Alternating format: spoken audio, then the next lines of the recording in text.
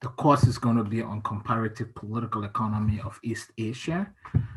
And if those of you who've been paying attention to the news lately, you would hear or you would see news items about the competition between China and the US heating up a lot, right?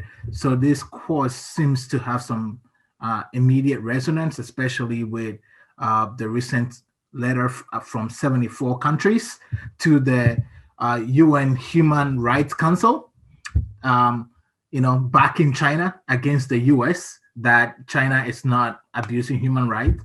So my goal is to make this course somehow relevant to the students for them to see how it's playing out in real life, and at the same time also to turn the table over to them because they are also living the history, right, for them to be part of it. And thanks to Fanny, um, and also like the cohort meetings, I feel like I developed some ideas on how I would make it all about students, right? Turn the table over to the student, make it so welcoming.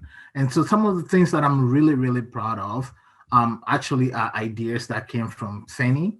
um, think of, one of them is this idea of world location survey.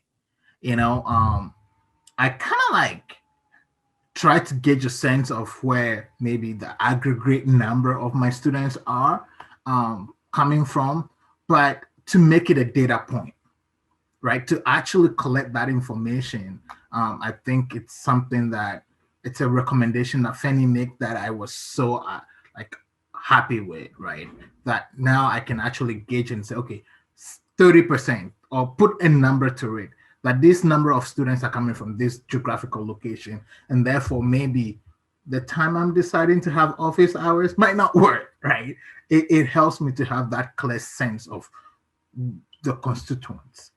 Um, Another thing that I am proud of for the in terms of the courses, you know, having a midterm, evaluation where I gauge the student experience in the course. So, like, because I feel like sometimes students wait till last minute, maybe week 8 or week 9, and then they come and tell you about all this personal stuff, why they couldn't participate in the course, right? And asking you questions like, how can I make up my grades? I want to try to prevent that by maybe starting that conversation quite early. So having the midterm and asking specific questions about their experience in the course, I feel like would give me a sense of uh, if there's any students that is falling through the crack, I might be able to catch them at that point as well, right? Um, Another thing that I like is I have this participation self-evaluation grade.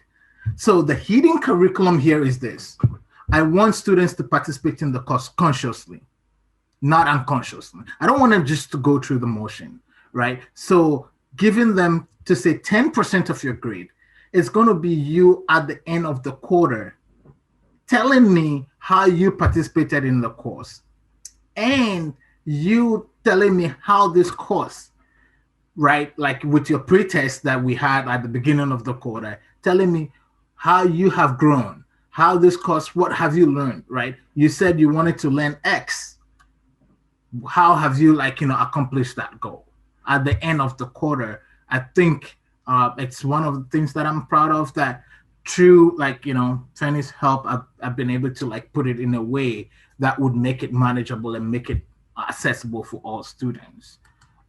Lastly, I just love the DLI template because it makes it easier to just highlight things and like make things a little more clearer for students. Like for example, like this week I decided to have both a reading and a video, right? But for instead of adding all of them lumped up together, I'm able to clearly separate them out. This is videos, this is reading.